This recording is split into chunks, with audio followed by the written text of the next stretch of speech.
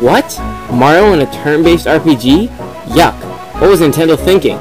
With time-based attacks and a cool defense idea, they were thinking just fine. Mario shined in 7 stars, and it has spun off new Mario RPG ideas that have all worked out fine. Nintendo knows what they're doing with Mario. Well, most of the time. Nice of the princess to invite us over for a picnic, eh, Luigi? I hope she made lots of spaghetti. Luigi, look! It's from Bowser. Dear pesky plumbers, the Koopalings and I have taken over the Mushroom Kingdom. The princess is now a permanent guest at one of my 7 Koopa hotels. I dare you to find her if you can.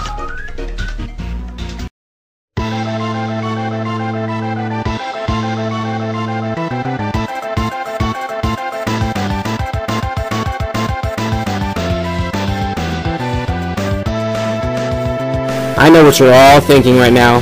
Number 9? Well, it's my list and I can do what I want.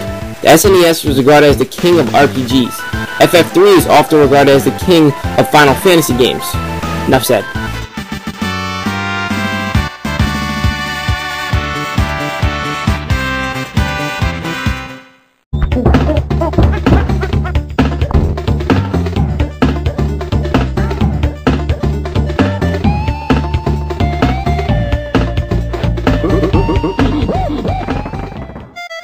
The graphics in the Donkey Kong Country series were fantastic. The tag team aspect was revolutionary and it was great. DKC was filled with so many secret levels, great bosses, fun level design, and a soundtrack that was iconic and original. Nintendo needs to rebirth this great franchise and stop giving us this.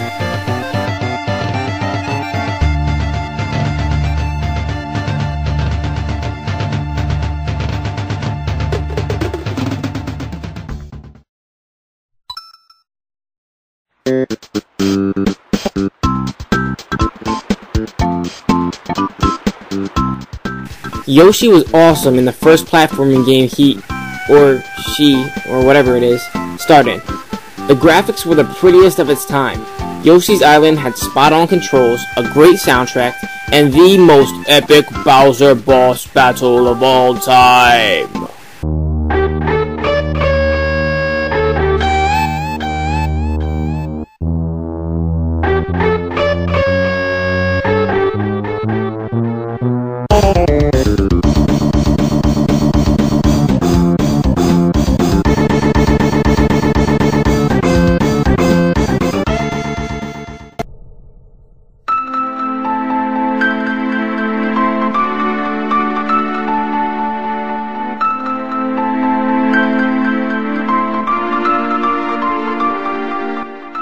The Super Nintendo was jam-packed with epic RPGs. Taking turns was boring, so Secret of Mana mastered the action RPG genre. One of my favorite RPGs ever, Secret of Mana was crammed with mano-y-mano awesomeness, like in your face.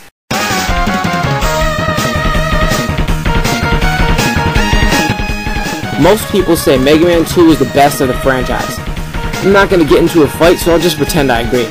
Mega Man X was just plain awesome. The music, as always, is ridiculously ridiculous. Pure adrenaline rush. Mega Man X proved everyone that the franchise would have no problems jumping into 16-bit. It's just a shame it couldn't move any further.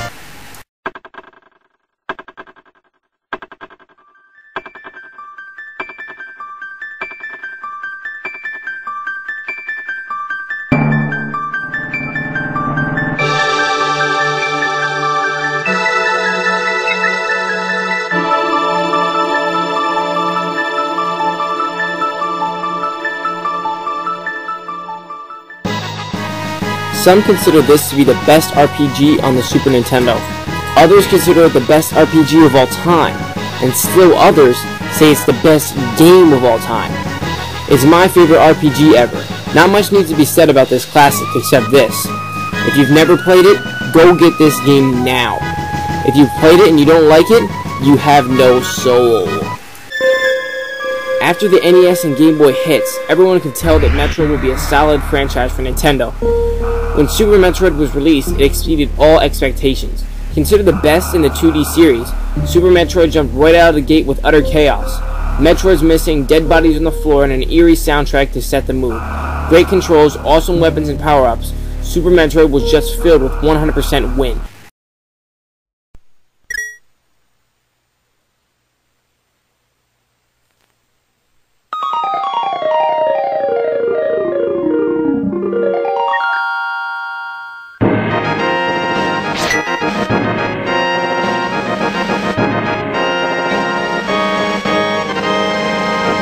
Some consider this as the best Zelda of all time. It's by far my favorite 2D top-down Zelda. The first game with the Master Sword, A Link to the Past, gave gamers a big surprise when they thought the game was over after defeating Aghanim. But Hyrule was only half-saved, as Link now entered the Dark World to defeat Ganon, the evil pig beast.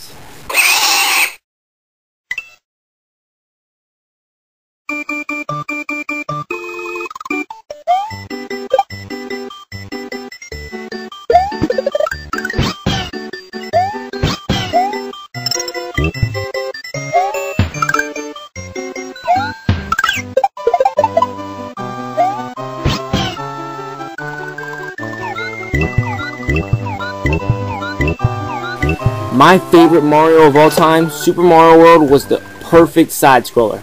Awesome level design, secret levels, great music, and fun bosses, spot-on controls, bright beautiful graphics. It was 2D platforming at its absolute finest.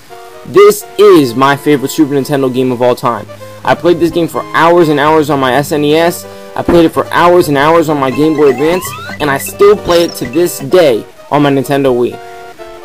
Hey dude, that last level was totally tubular.